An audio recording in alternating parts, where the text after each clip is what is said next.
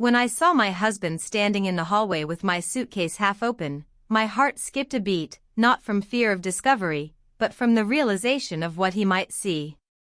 My scarf, the one I had worn that day, lay on top, still carrying the faintest scent of someone else's cologne.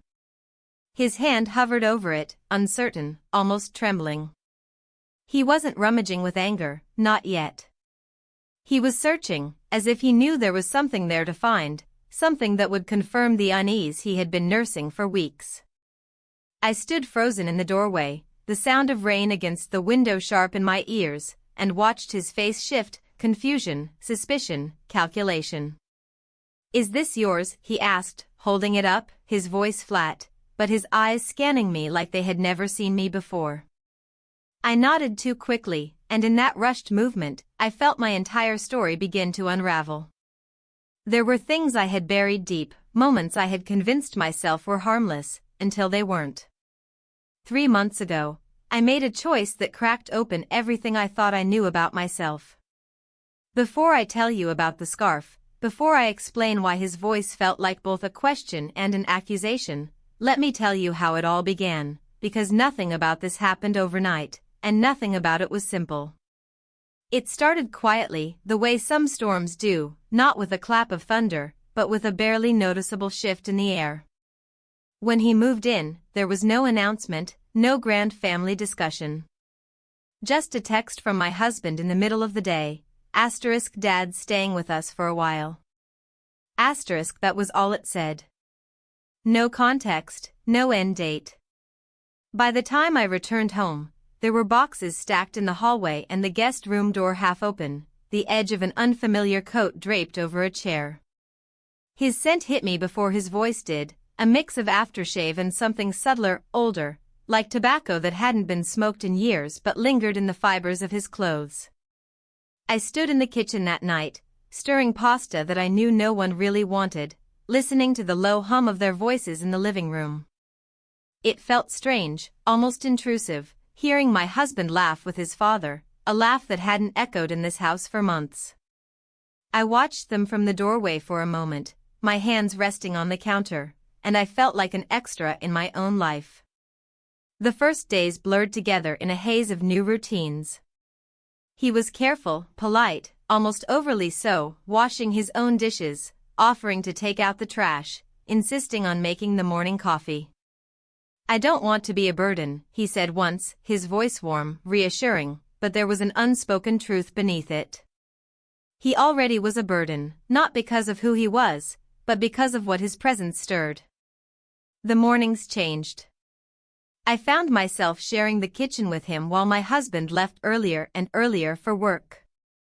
The sound of a kettle boiling, the scrape of toast in the toaster, simple sounds, but suddenly amplified, intimate in a way that made me conscious of every move. He'd ask about my day plans, not out of nosiness but curiosity, the kind of curiosity that feels like attention. My husband hadn't asked about my day in months. One morning, I realized I was paying more attention to my clothes. I told myself it was nothing, I was just tired of the old sweaters, that's all. But when I chose a blouse instead of my usual t-shirt, I knew it wasn't just for me. There's a fine line between wanting to feel good about yourself and wanting to be seen, and I had crossed it without even admitting it. The house felt fuller, louder, even when no one spoke. He left books on the table, a jacket on the back of a chair, his voice drifting down the hallway when he made phone calls at night. It wasn't unpleasant, if anything, it felt like the house itself had woken up. But with that life came something else, a quiet, restless energy that made it harder to breathe. And then there were the hours. Long stretches when my husband was gone, always with an explanation, always with a text that felt just a little too casual, * don't wait up. Late dinner with clients. * that left me in the kitchen, in the living room, on the porch, with someone who wasn't supposed to matter. One evening, I found him sitting at the dining table, looking at old photos he had taken from one of his boxes, images of beaches, cities, and faces I didn't recognize. He spoke softly, almost absently, about places he'd been, things he'd lost. I sat across from him, sipping tea I didn't even want, and realized I was leaning forward, listening, really listening. In those small exchanges, something dangerous began. Not an affair, not even a plan. Just the faintest spark of connection, so slight it could be ignored. But sparks, if left alone, find ways to grow. By the end of the first week, the house felt different. I felt different. And though nothing had happened, not really, I knew the ground beneath me was shifting. What I didn't know, what I couldn't have imagined, was that someone else already knew it too. My husband wasn't just letting his father stay. He was waiting. The first time it happened, it didn't feel like a moment that should matter. It was morning, the kind of morning where the air feels heavier than it should, like the walls themselves were holding their breath. I had barely slept, restless from the sound of doors opening and closing down the hall, from the way every creak of the floorboards reminded me there was someone else in the house now. When I came into the kitchen, the sun was just starting to push through the clouds, pale and reluctant, and he was already there. He stood by the counter, pouring hot water into a mug, his back to me. He wasn't an imposing figure, but his presence filled the room. He glanced over his shoulder, gave a quiet morning, and smiled, not the kind of smile you think about twice, but the kind you remember anyway. There was a casualness to him, a calmness that felt almost intentional, as though he had decided early on not to disrupt my rhythm, but somehow that decision disrupted it more than anything. My husband had left early, a rushed kiss on the cheek and a mumbled excuse about a meeting, his car tires hissing over the wet driveway as he disappeared. The house felt like it had been handed to me, but not really to us. I moved around the kitchen pretending everything was normal, searching for things I didn't need, opening cabinets I already knew were empty. He stepped closer, holding out a mug. "Tea or coffee?" he asked, his voice low, unhurried. I reached for the tea without thinking, and that's when it happened. A droplet of milk had caught on my cheek, barely there, from when I'd poured it too quickly. He reached for it before I even realized, brushing it away with his thumb. Just a second, maybe less. But in that second, something shifted. His touch was light, careful, but his fingers lingered, not long enough to call it anything, not short enough to dismiss it entirely. I laughed, too quickly, too softly, like it was nothing. "Guess I'm a mess this morning," I said, my voice trying to sound playful. He didn't respond with words, just a small nod, an almost imperceptible smile before turning back to the counter. The silence that followed wasn't empty. It had weight. Later that morning, my husband called, his voice rushed, almost scripted. "Can you and Dad run to the store? We're out of things for dinner." He listed items as though I didn't already know what the pantry looked like. He didn't ask. He told. And just like that, an errand became something else entirely. We drove in near silence, the windshield wipers tracing lines through the rain, the heater filling the car with warmth that felt too close, too shared. I stared out the window, counting the seconds between each swipe of the wipers, until his voice broke through. "You don't have to do this," he said, eyes fixed on the road. "Do what?" I asked, my voice sharper than I intended. "Pretend it's not strange," he said after a pause. "Having me there. In your space." I wanted to say something clever, to dismiss it, but nothing came. The honesty in his tone caught me off guard. The store was nearly empty. The kind of empty where every sound, the clatter of a cart, the hum of the freezers, felt amplified. We walked side by side through the aisles, choosing vegetables, comparing prices, like any two people might. But it didn't feel like any two people. It felt like something suspended, like an unspoken thought hanging between us with every step. At the checkout, his hand brushed mine when we both reached for the same bag. It shouldn't have meant anything. But it did. The drive home was quieter, even though neither of us had really spoken before. The silence felt different now, not awkward, not easy, just loaded. When we pulled into the driveway, I reached for the door handle too quickly, desperate to end the weight of it. But I didn't move fast enough. He turned his head, looked at me for just a second longer than he should have. His eyes didn't say anything I could name, but they said something all the same.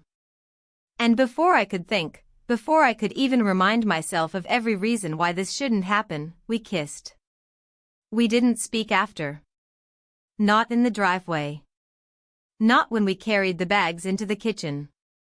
Not when we unpacked the groceries like strangers playing house. But all afternoon, I could feel it.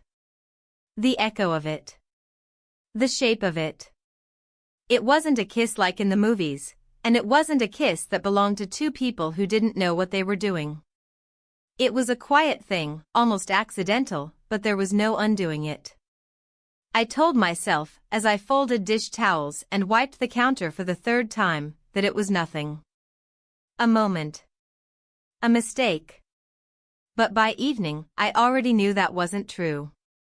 The next day felt different before it even began. I woke up earlier than usual, the kind of early where the sky is still gray, and the house feels almost hollow.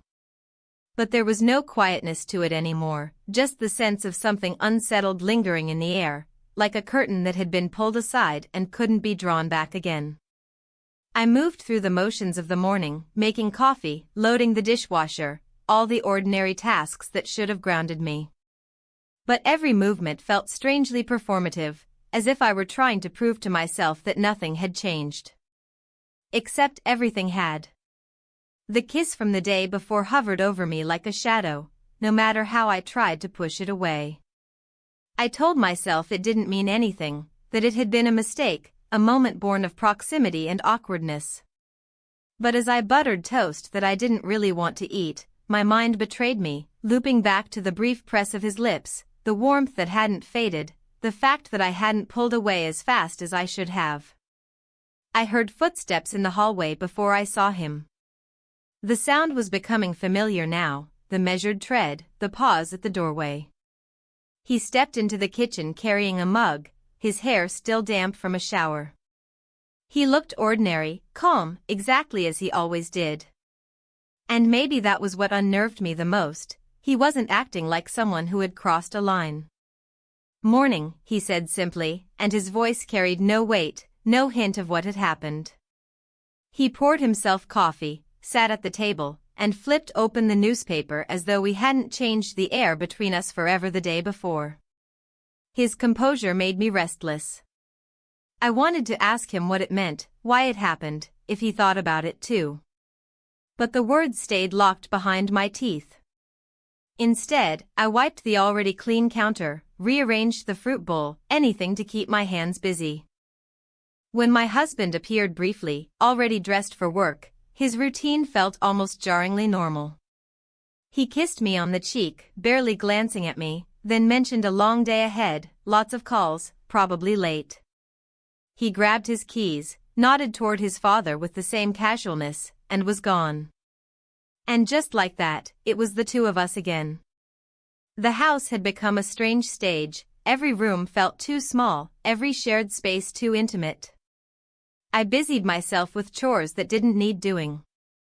The laundry basket was barely full, but I carried it downstairs anyway, just to have a reason to move, to avoid standing still under his gaze. But he didn't watch me. That almost made it worse. He went about his day quietly, fixing something in the garage, sorting through boxes, taking a call on the porch. He wasn't pretending nothing happened, he was living as if it hadn't mattered at all. By the afternoon, I found myself in the living room, folding laundry that didn't really need folding, when I heard the sound of the TV switch on. He had settled on the couch, remote in hand, a half-empty cup of tea on the table. He flipped through channels before landing on an old movie, something black and white, the kind that filled the room with a soft hum. I hesitated at the edge of the room, debating whether to leave. But I didn't. Instead, I sat down at the other end of the couch, far enough to be proper, close enough to feel the tension. We watched quietly at first. The movie provided cover for the silence, its dialogue filling the space between us. And then, unexpectedly, we laughed, both of us, at the same line, at the same ridiculous scene. It wasn't a big laugh, just a soft one, but it startled me. It felt too natural, too easy. The minutes stretched into an hour. I realized I had shifted closer without noticing. Not by much, just an inch, then another, but enough. At one point, his hand brushed against mine as we both reached for the remote that had slipped between us. It was nothing, really. Just a touch. But the way my heart reacted betrayed me. I tried to tell myself I was imagining everything, that the pause in his breathing, the way his fingers lingered for the briefest moment, was all in my head. But later, when I caught my reflection in the window, I noticed something I hadn't seen in a long time. I was dressed differently. Without thinking, I'd put on a soft sweater instead of my usual t-shirt. I'd done my hair. Not for anyone. At least, that's what I told myself. The evening crept in slowly. My husband texted, *late dinner. Don't wait. The words felt detached, routine. I walked into the kitchen and found him already there, standing with the fridge open, looking for something without urgency. He asked about dinner, his tone casual, and for a moment, it almost felt normal, two people in a kitchen, deciding what to eat. But the normalcy was an illusion. Everything now had an undercurrent, every glance, every gesture. When I carried plates to the table, our hands touched again. This time, it wasn't accidental, not entirely. His fingers didn't curl around mine, but they didn't retreat quickly either. I couldn't sleep that night. Lying in bed, staring at the ceiling, I kept replaying the day in my head, the quiet, the laughter, the touches that shouldn't mean anything but somehow did. The kiss from yesterday hadn't been erased. It had been folded into something bigger. And even though neither of us had said a word about it, I understood something I couldn't admit out loud yet. There was no going back to before. By the time the fourth evening came, I could feel the subtle shift in the way the house itself seemed to hold us. The walls weren't any closer, the rooms weren't any smaller, yet I felt enclosed, like the air had thickened, making every breath slower, heavier. The days had begun to take on a strange rhythm, my husband leaving earlier and earlier, his absences stretching longer each time, and me left behind in a home that didn't feel entirely mine anymore. It wasn't just the presence of another person, it was the way that presence began to reshape everything around it. Dinner that night was supposed to be simple. My husband had called in the late afternoon, his voice quick, distant. "I'll be late again," he said, as if it were nothing. "Don't wait for me." He didn't even give a reason this time, and I didn't ask. It struck me that we had reached a place in our marriage where the absences were so expected they didn't even need excuses anymore. I stood in the kitchen staring at the refrigerator, pulling out ingredients I didn't even feel like cooking. A handful of vegetables, some leftover chicken, bread that was already going stale. It didn't matter what I made, just that I made something. He walked in quietly, almost like he was careful not to startle me. He set his phone on the counter, leaned against the edge, and offered to chop onions. I said yes, because it was easier than saying no, and suddenly we were side by side, the scrape of the knife on the cutting board the only sound for a while. Cooking with someone should be ordinary, but it didn't feel that way. Every small thing, his hand brushing mine when he reached for the salt, the way he moved closer to hand me a spoon, was layered with a quiet tension neither of us acknowledged. When we sat down to eat, it was almost silent at first. The kind of silence that isn't uncomfortable but is aware of itself, like both people are too conscious of filling it. I tried to keep the conversation neutral, asked if he had found all his things when unpacking, if he needed more space in the closet. He nodded, answered politely, but there was something deeper in his eyes, like he wanted to say something and wasn't sure if he should. Halfway through the meal, it slipped out, not a confession, not an admission, just a sentence that changed the tone of the night. "You don't seem happy," he said, quietly, not looking directly at me. It was so simple, so direct, that I almost dropped my fork. "I'm fine," I answered too quickly, too firmly, and I could hear the falseness in my own voice. He didn't push. He just looked at me for a long moment, and that was worse than words. His gaze wasn't intrusive, it was knowing, like he could see through the layers I'd wrapped around myself for years. Something about that look made me do what I hadn't done in a long time. I spoke honestly. "I don't think I've been noticed for a while," I said, surprising myself with the admission. The words came out soft, almost accidental, but once they were out, I couldn't take them back. He didn't say he understood. He didn't offer comfort or platitudes. He just nodded once, a small, deliberate gesture, as if he were acknowledging something unspoken between us. When we finished eating, we both stood at the sink, washing and drying dishes in a silence that no longer felt neutral. Our hands bumped as I reached for a plate he was already holding, and I felt my breath catch, not because of the touch itself, but because of the way I didn't move away fast enough. Later, after the kitchen was clean and the lights were dimmed, I walked past the dining table and saw him still sitting there, staring at nothing in particular. He didn't look up right away, just kept his gaze on the table as if the wood grain had a story he was reading.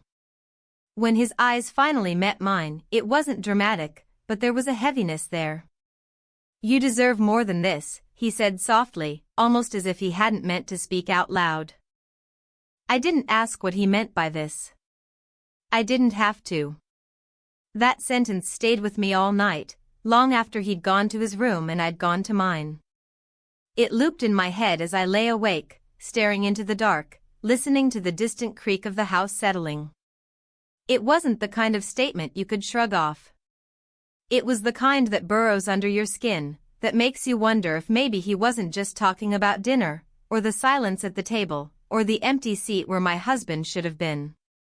Maybe he was talking about all of it. Maybe he was talking about me.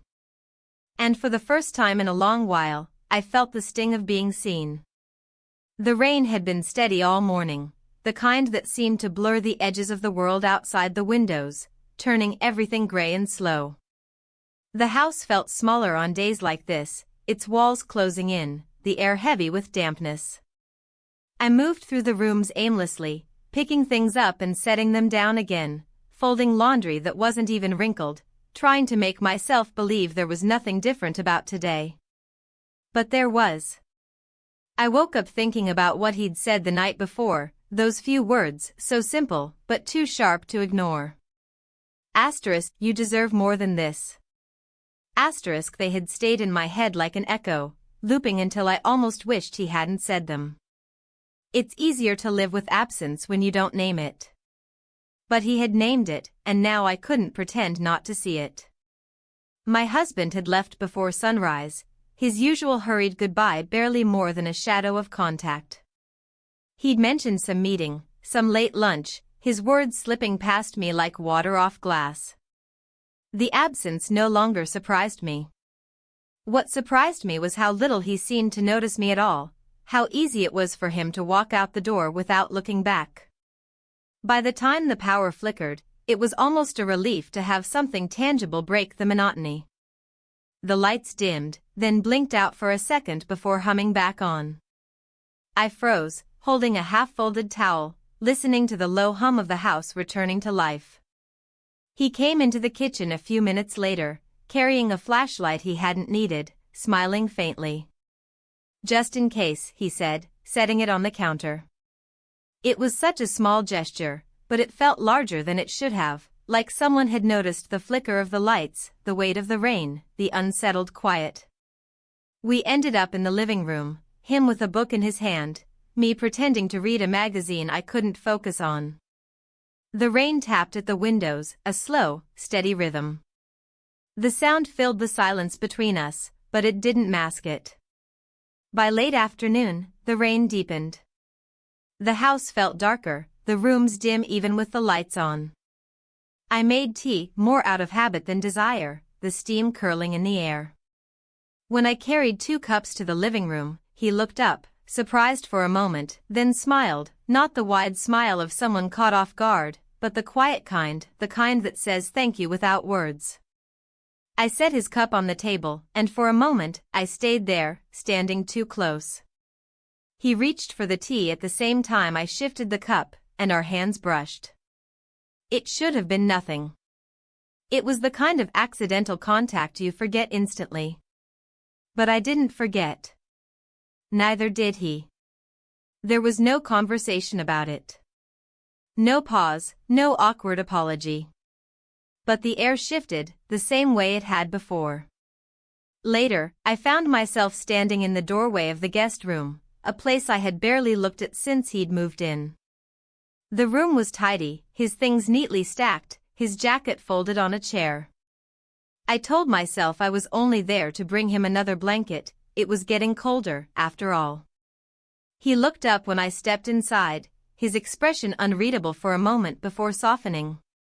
"You didn't have to," he said quietly, glancing at the folded blanket in my hands. "I know," I answered, setting it down on the chair. My voice sounded different, even to me, softer, slower, like it didn't want to disturb the space between us. For a second, neither of us moved. The rain outside was louder now, as if it was pushing against the windows, trying to get in. And then it happened again. It wasn't planned, it wasn't spoken about, it was just there, the space between us closing, the briefest pause before we kissed. We kissed. This time it wasn't an accident, not really. There was no excuse of surprise or clumsiness. It was deliberate, slow, inevitable. When we stepped back, the room felt different, like the walls had shifted, like something irreversible had just happened. I didn't say anything. Neither did he. I walked back to the kitchen with the taste of tea still on my tongue and the weight of that kiss on my chest. The rain didn't stop, and neither did the feeling that nothing in this house would ever be the same again. The next morning started with a jolt of unease that I couldn't quite name. It wasn't the rain this time, it had cleared overnight, leaving the sky strangely bright, almost sharp. But the brightness didn't make the house feel lighter. If anything, it made the walls look too bare, every corner too exposed. I moved through the kitchen making breakfast, though I barely tasted a thing. My hands went through the motions, scrambling eggs, buttering toast, but my mind wasn't with them. It was still stuck in the guest room, on the weight of that kiss, on the way his eyes had searched mine in the silence afterward. My husband came in briefly, as if he were only passing through. He took a piece of toast from the plate without looking at me, mumbled something about a busy day ahead, and was gone before the kettle even whistled. His absence wasn't new, but the hollowness it left felt deeper now, as though I could feel the outline of it pressing against me. The house was quiet, too quiet. Every small sound, the tick of the clock, the creak of the floorboards, felt amplified. I could hear him moving in the next room, the soft thud of a drawer opening, the shuffle of papers. And then the sound of footsteps coming down the hallway, deliberate but not hurried. When he walked into the kitchen, I noticed something odd. He didn't carry his phone like usual, but set it down on the counter almost carefully, face down. "Morning," he said, his voice calm, casual.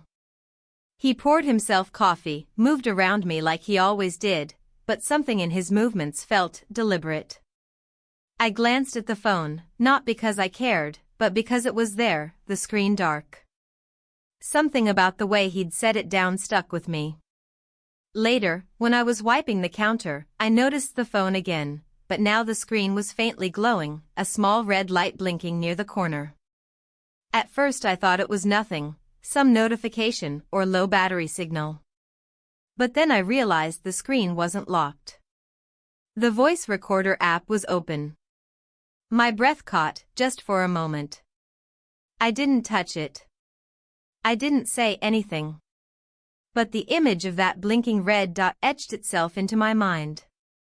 He came back into the kitchen just then, and I stepped aside, pretending to rearrange things on the shelf. He didn't notice, or he acted like he didn't. The rest of the day unfolded in fragments. He worked in the garage for a while, the faint sound of tools clinking against metal drifting in through the open door. I sat at the dining table sorting through old mail, though I didn't read a word.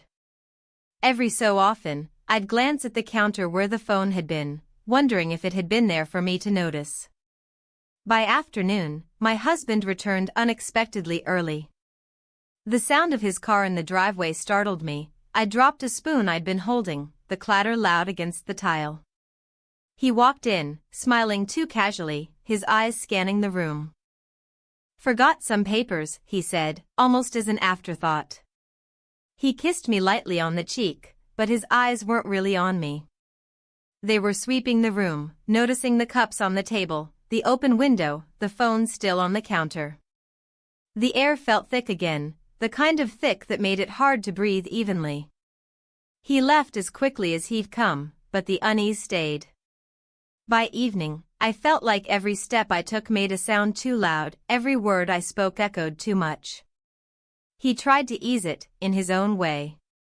When I passed him in the hallway, he smiled softly, made a quiet joke about the rain starting again that night, asked if I wanted more tea.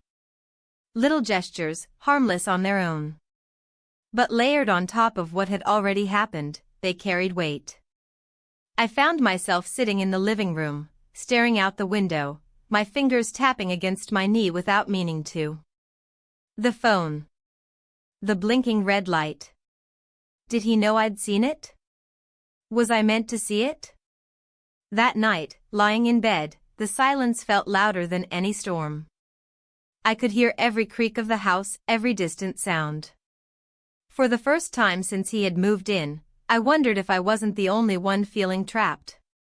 But more than that, I wondered if what I thought I understood about this house, about my marriage, about the people under this roof, was far less simple than I had believed. The trip was his idea, or at least that's how it was framed. My husband had mentioned it almost casually, leaning against the doorway that morning while slipping on his shoes. "There are some boxes at the old house that need sorting," he said, not quite looking at me. "You two should take the truck, bring them back."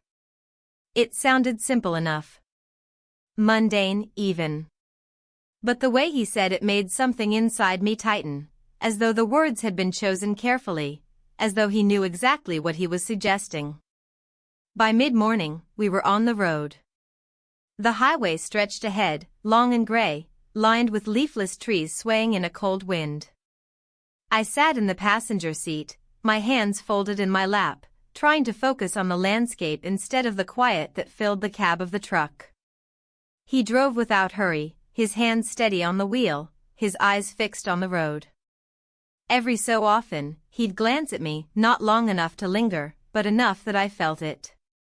There wasn't much conversation. A few words about the weather, about traffic, about how strange it felt to go back to that old house after so long. But the words weren't the point. The silence between them was. I stared out the window, watching the rain-slicked fields pass by, and felt the weight of every moment that had led to this drive. The 2 kisses. The strange, quiet tension in the house. The blinking red light on that phone. It all pressed down on me, layer by layer, until even the hum of the engine felt too loud. When we reached the house, it looked smaller than I remembered, sitting at the end of a gravel road, its siding worn, the porch sagging slightly at the edges. The kind of house that felt heavy with history, not just his, but all of theirs. Inside, it smelled of dust and wood and memories. Boxes were stacked along the walls, furniture draped in white sheets. The air was still, almost thick, the kind of stillness that makes you speak softer without meaning to. We worked in near silence at first. He lifted boxes, I sorted through them, setting aside things that mattered from things that didn't. Old clothes, brittle photo albums, tools that had long since rusted.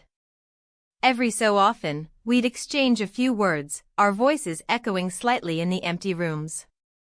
But there was something in the quiet that made the work feel less like sorting and more like confession, even if no one was speaking. At one point, he held up an old photograph, his younger self, his son, my husband, barely a teenager. He looked at it for a long time before setting it down, his expression unreadable. By late afternoon, the boxes were nearly done. The sun was low, casting long shadows across the floorboards. The air felt cooler now, the wind outside rattling the window frames. We sat down in the living room, more from necessity than choice, both of us too tired to keep standing.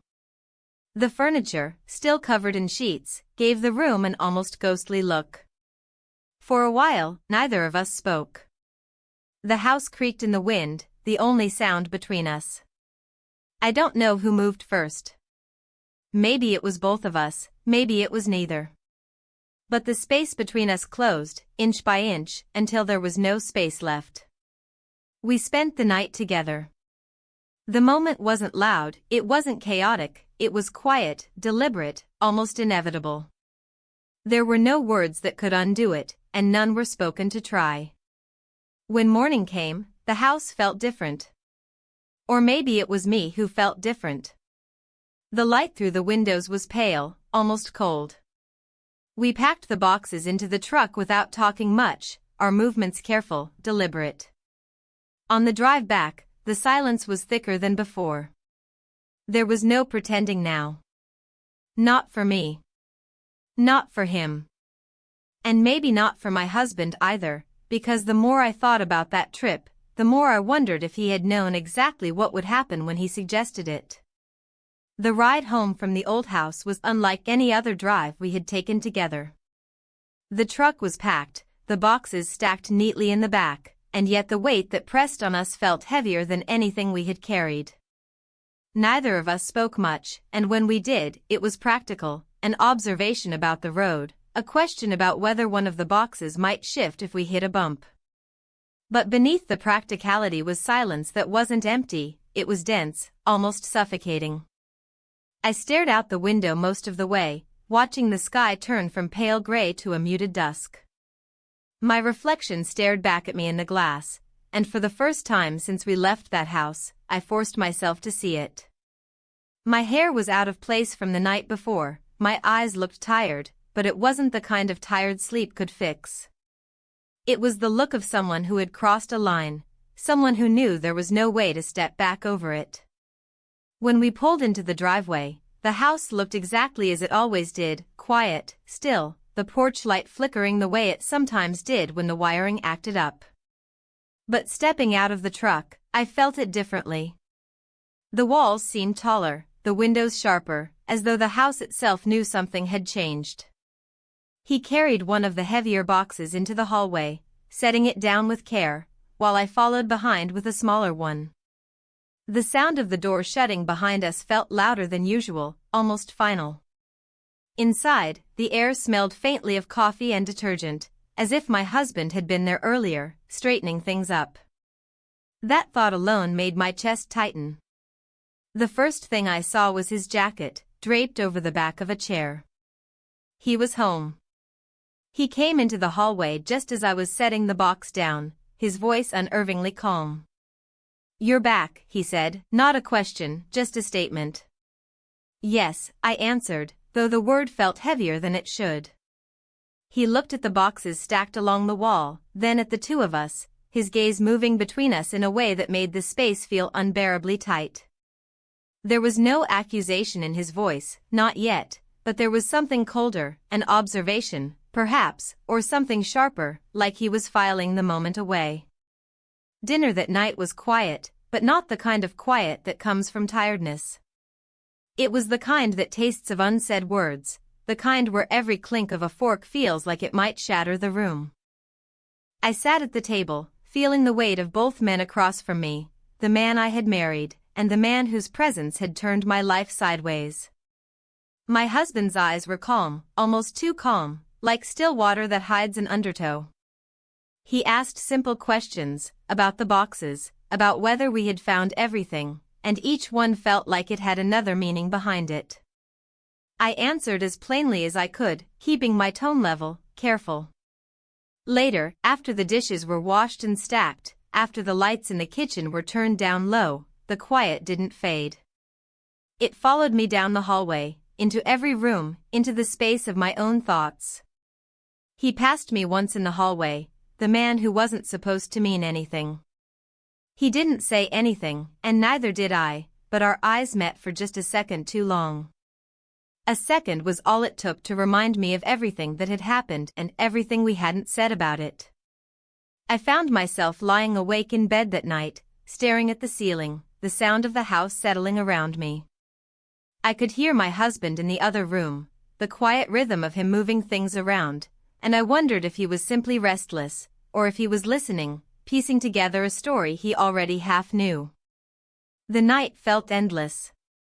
The walls of the house, the familiar ones, seemed closer now, as if they were holding in secrets I couldn't name aloud. In that silence, I understood something I hadn't been willing to see before. It wasn't just me who knew the line had been crossed. He knew. He might not have said it yet, but he knew. The house felt different the next morning, and not in the way I had expected. There wasn't shouting, there wasn't any confrontation, not yet. Instead, there was a kind of stillness that made my skin prickle, like the air before a storm. My husband's calm had changed. It wasn't the detached calm of someone who was simply distracted. It was the cold, deliberate calm of someone who had already made up his mind about something. I found him at the kitchen table when I came downstairs, his hands wrapped around a mug of coffee that had probably gone cold. He didn't look at me right away, just stared at the wood grain of the table as if there was something written there only he could read. When he finally raised his eyes, his gaze was steady, unreadable. "We need to talk," he said, and the words landed like stones in the quiet room. There was no drama in his voice, no anger, but something about the calmness made it worse. He didn't pace, didn't shout, didn't accuse me outright. He simply began to speak, and each sentence felt like a thread pulling apart everything I had tried to hold together. "I know," he said plainly, as if there were no reason to explain what he meant. "I've known for a while." The way he said it made my stomach turn, not a burst of discovery, not a flash of betrayal, but a confession of a different kind. He leaned back in the chair, the coffee untouched in front of him, and for a long moment he just watched me. "I didn't plan on saying anything today," he continued, his voice level. "But I think we're past pretending." I wanted to speak, to defend myself, to ask what exactly he knew, but my throat felt too tight. He didn't stop. "I saw it coming," he said, almost as if he were explaining something practical. "I saw the way you started looking at him. I let him stay here because I thought I could manage it. I thought." He trailed off for a moment, his eyes shifting away briefly before finding mine again. "I thought maybe if I watched long enough, I'd have the proof I needed." The words hit me harder than if he'd yelled. Proof. That's what he had been waiting for. It dawned on me then, every absence, every suggestion, every time he left us alone. He hadn't just been careless or distracted. He had been creating space, like someone setting a trap and waiting for it to spring. He didn't look smug. He didn't look broken. He just looked tired, like he had been carrying this knowledge for too long. "I wanted a reason," he said softly, almost to himself. "A reason to leave without being the one to break it." There it was, laid bare, the other woman, the escape he had already chosen, the door he wanted to walk through. I felt a strange hollow feeling in my chest, the kind that wasn't just guilt, it was the realization that I wasn't just an unfaithful wife, I had been turned into a means to an end.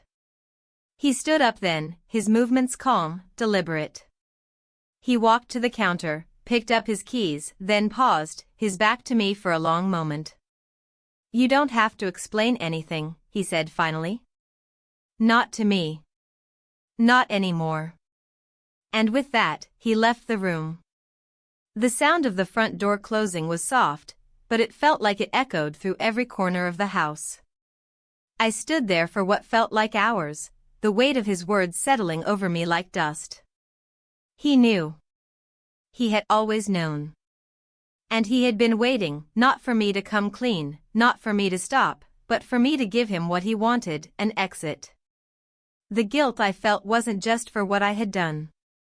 It was for the realization that I had been part of his plan, and I hadn't even seen it until it was too late.